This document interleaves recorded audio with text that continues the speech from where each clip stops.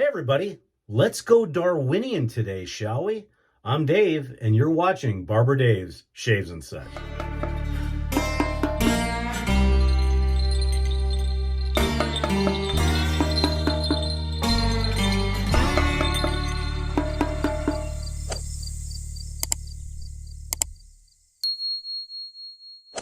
Hey everybody, hey, if you like all this content and you want to see more and everything about shaving and other stuff, join us at The Shaving Cadre, www.theshavingcadre.com. And if you want to hear some fun live conversation about a multitude of stuff, join us at Drinks and Dave's on YouTube.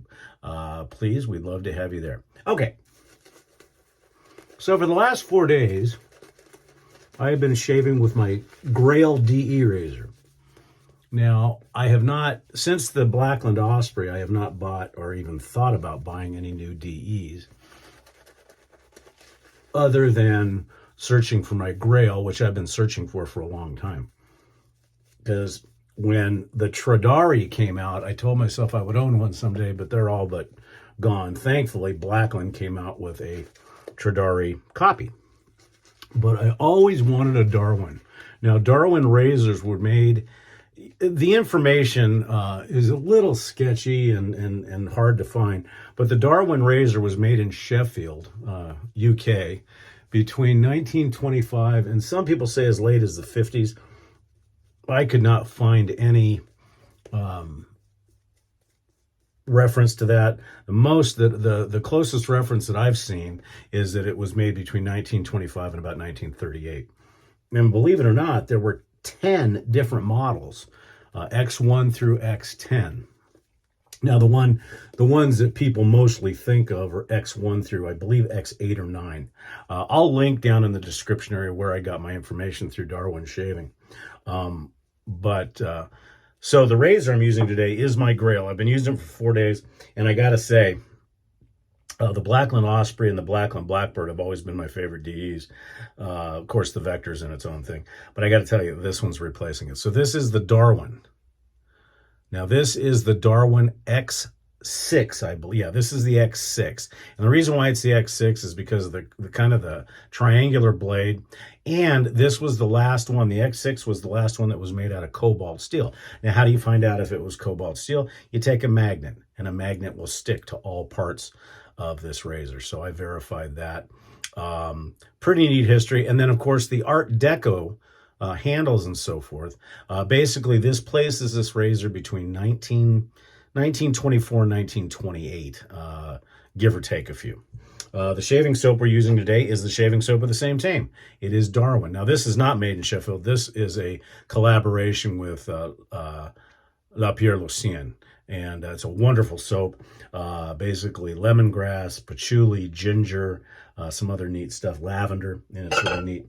The brush we're using today is a Sorrentino Barzini, and I felt that it followed. Somebody would ask me how I get such good lather. I'm going to do another. I've got a lathering video in my library that you can look at, but I'll show that probably Tuesday, because tomorrow I'm going to shave with Williams, because somebody asked about shaving with Williams, even though I have before. The blade I've got in here is a Persona Lab Blue. The Darwin blade is on its way, but I probably will never use that. I'll keep that. But it's beautiful because it's got the registration number, and it also has the Darwin thing. It's a very aggressive razor, I will tell you that, and you can tell by just the shape of the top cap. It is a 3-piece razor, but it's just beautiful. Now, how I know it's an X6 is the X5s had a flat bottom, and then the X8s were stainless steel, so that puts it, or the X7 and 8s were stainless steel, so that puts this right in the X5 realm. But just a wonderfully aggressive razor. It is actually more aggressive than the Blackland Blackbird Big T Little I, or titanium, but it is actually more efficient. It can reach out and bite you a little bit more because unlike the Blackbird and everything, this does have, you can't see it probably too well, but the razor blade does stick out. And so you have to be very careful with your angles, because even though the blade tabs are not sharpened. They are thin enough to where they can cut you. Don't ask me how I know that. That's why I wanted to experiment with this razor before I did a video on it. But I need to give a special shout out to Matt, Lukey3262 on the Shaving Cadre. He is what is now called the razor hunter. He can find stuff. And he was able to find this razor for me at a price point that, quite frankly, is unbelievable. Because these razors, I've seen them as high as $1,500–$1,600, and I've seen them, you know, much cheaper, but still in the $700 to $800 range. I did not pay that for this, so it was what a find.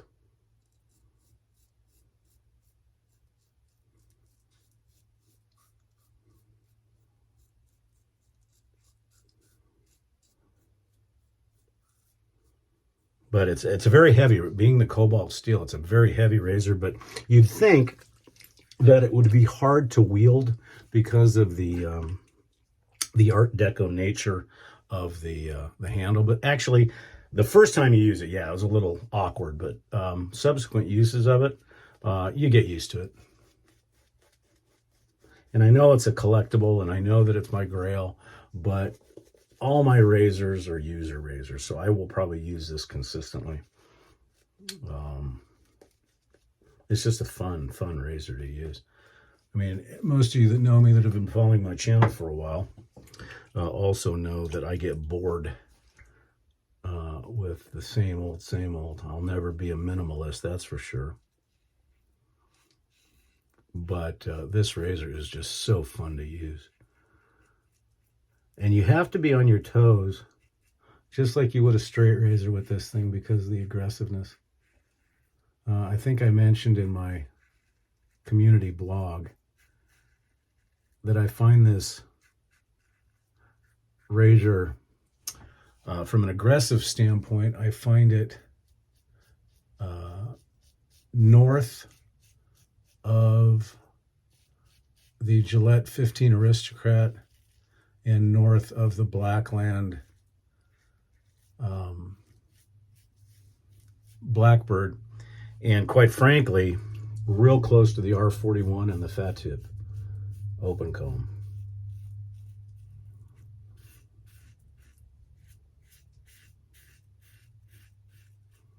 Another way you could say, to me, it's more aggressive than a Fat Boy or the Osprey on 9. So you have to like blade feel, because it does sing, actually. Yeah, you have to like an aggressive razor. If you don't like aggressive razors, this one's probably not for you.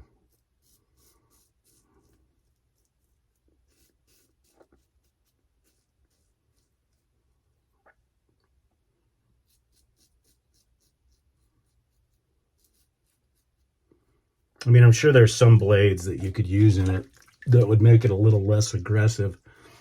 However, the Persona Lab Blues are such an efficient blade that I love them.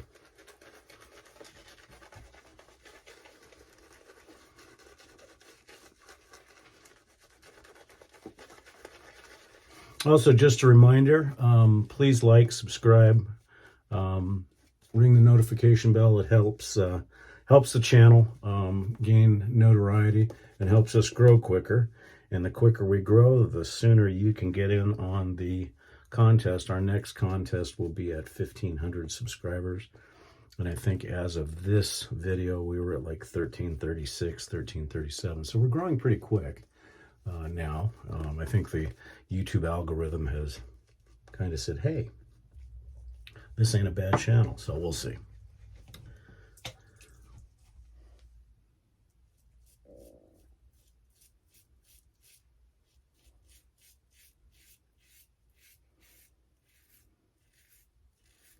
I know normally I like to review, or excuse me, I like to reserve my video days of Sunday, Monday, and Tuesday to straight razors, but I wanted to do a video of the Darwin because, like I said, it's my Grail DE razor.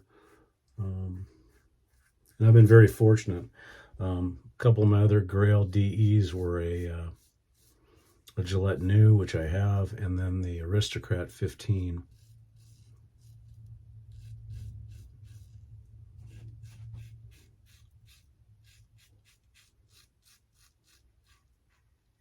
This is also the only DE razor that I will not do a fool's pass with. I'll do my across the grain on the lip, but I found that the aggressiveness of this razor makes it pretty uncomfortable for a fool's pass, which is odd because I do fool's pass with a straight razor all the time. But I've also found that 2 with the grain passes on the lip is enough with this razor, which is odd. Just absolutely porcelain BBS. And what's funny is, as most of you know, that I usually have a little bit of issues down in this neck area. And what I've noticed with this razor, even more so than straights, is there's just a really tiny spot that I have to adjust. And I don't do very much buffing with this because, as I said, it's aggressive. I guess with a straight razor, I've got a little bit more control as far as how to get the angle right. But this one, yeah, no way I'm buffing with this one because with, like I said, with that top cap constructed the way it is, as well as the, you might be able to see it a little bit better now, is the blade here, maybe on my shirt. You can see how that blade sticks out a little bit. So it's, you have to be careful with it, but just overall, it's just such a gorgeous, gorgeous razor, and I absolutely love it. Okay, let's get cleaned up and we'll go through the rest of our stuff. So I hope you enjoyed seeing a little bit of vintage razor history. I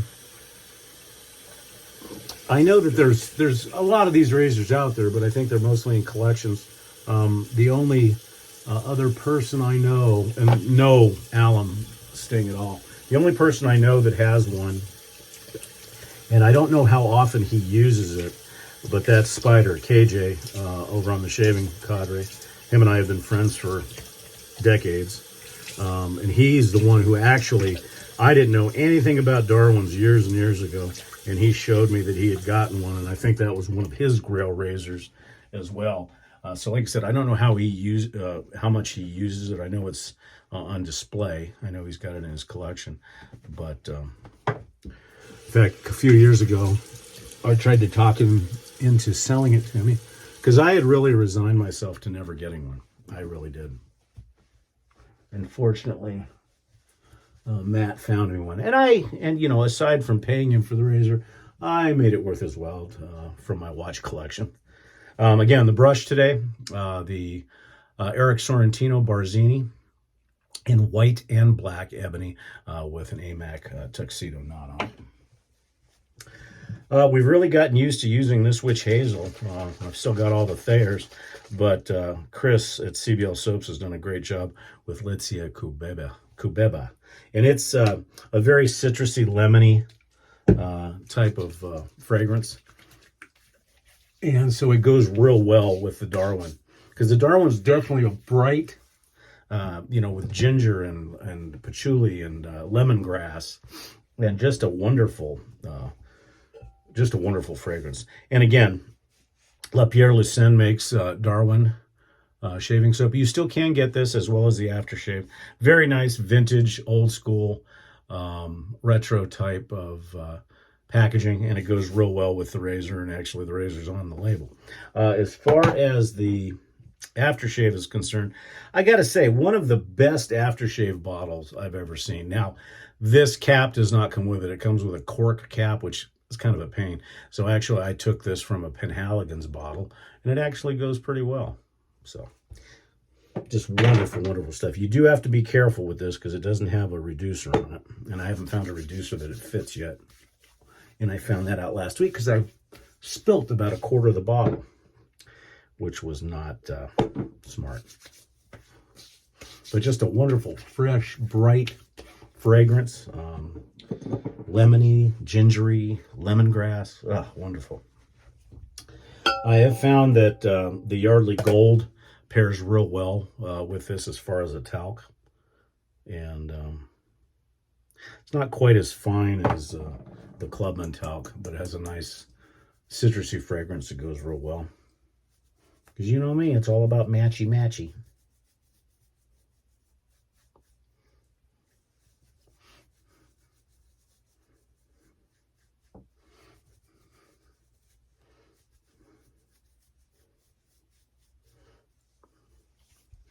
Okay. And we decided we have been using Florist 1962, which is lemongrass and spearmint, but it was discontinued, so I don't use it that much. So for today, I'm going to use another lemony, limey type of citrus for our EDT, and that's going to be L'Occitan Cedrat. And this has got a very kind of a, I don't know how to describe it, but it's very lemony, but it also has a creaminess to it, I guess would be the best way to put it. And it enhances it. And that's the one nice thing about all that. So anyhow, that's our shave for this Sunday. I hope everybody's having a blessed day. Thank you so much for joining us as we kind of geek out a little bit on our Grail razor. And yes, after I'm done here, I will probably polish this thing up and probably give it a break. So we'll be back to straight razor shaving tomorrow with Williams, more than likely. So anyhow, I'm Dave. This has been Barber Dave Shaves and Such, and I hope everybody enjoyed the video, and I hope you have a wonderful day. Take care, everybody.